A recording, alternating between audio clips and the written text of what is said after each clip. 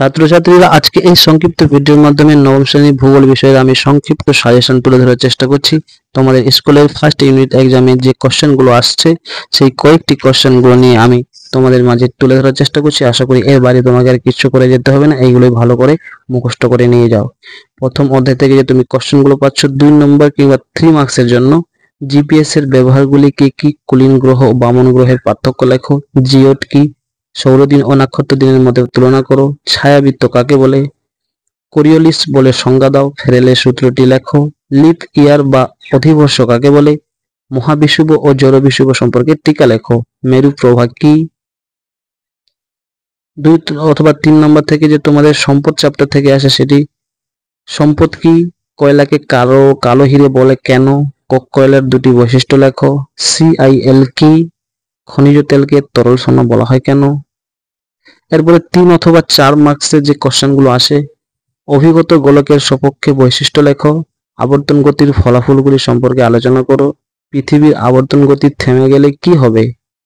পরে কোশ্চেন, বহুমুখী নদী পরিকল্পনা সম্পর্কে টিকা লেখো, ভূতাপ শক্তির সুবিধা ও অসুবিধাগুলি লেখো। পরে কোরিওলিস বলের বৈশিষ্ট্যগুলি লেখো, অপসুর ও অনুসুরের মধ্যে পার্থক্য লেখো, ঋতু পরিবর্তনের কারণগুলি লেখো, পুনর্ভব ও পুনর্ভব সম্পদের পার্থক্য লেখো, সম্পদ সংরক্ষণের প্রয়োজনীয়তাগুলি কি কি। পরে কোশ্চেন, প্রচলিত ও অপ্রচলিত সম্পদের মধ্যে পার্থক্য লেখো, পারমাণবিক শক্তির সুবিধাগুলো লেখো, সৌরশক্তির সুবিধা ও অসুবিধাগুলি লেখো, সম্পদ সংরক্ষণের উপায়গুলি লেখো, খনিজ তেলের গুরুত্বগুলি লেখো।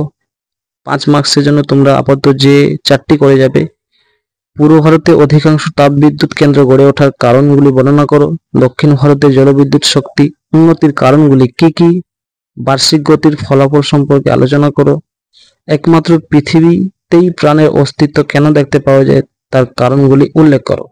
এই কয়েকটি কোশ্চেন বন্ধু তুমি সম্পূর্ণভাবে সুন্দরভাবে করে যাও। আশা করি তুমি এর বাইরে আর কয়েকটি কোনো কোশ্চেনই তোমাকে করে যেতে হবে না। সম্পূর্ণ সাজেশন আমি তোমাদের মাঝে তুলে ধরেছি। ভালো লাগলে আমাদের চ্যানেলটি সাবস্ক্রাইব করে রাখো এবং বন্ধুদের মাঝে শেয়ার করে দাও।